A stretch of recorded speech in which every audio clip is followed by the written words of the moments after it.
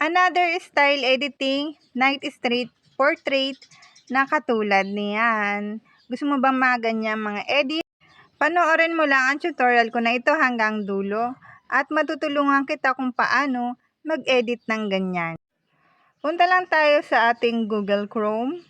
I-tap mo ang Google Chrome, then sa address bar, i-search mo ang chatgpt.com. Mag-add ka ng isang picture at yung prompt na ginamit ko. I-copy paste mo lang nandito sa comment section.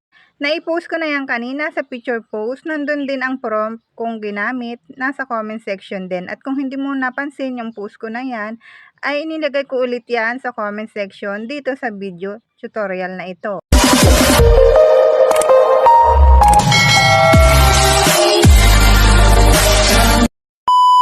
Unang generate ni ChatGPT, ganito yung kanyang edit. So, inulit ko nga pala at inedit ko lang yung prompt.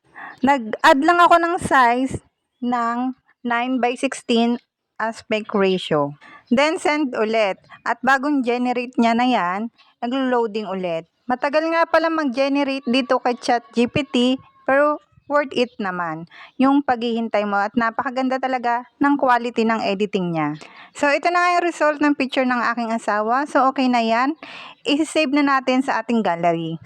So, kung okay na naman ang ganyang edit sa iyo, kung gusto mo may baguhin ka pa, at kung wala na, i-save mo na lang, download lang at mapupunta na yan sa iyong gallery. Then, pangalawang edit tayo at sa picture ko naman gagawin. Itong unang ginawa natin ay pang lalaki, ang pangalawa naman ay pang babae. Kinapi ko lang yung prompt na pang lalaki na yan, tapos nag-edit-edit lang ako. Pinalitan ko lang ng color ng damit at isinend ko na kay ChatGPT.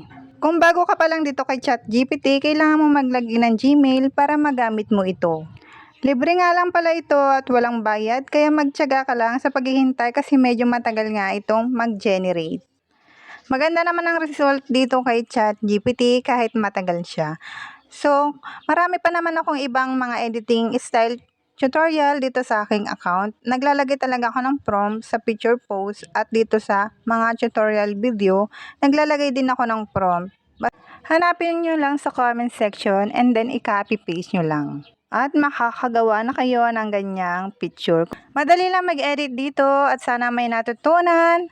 Follow and share!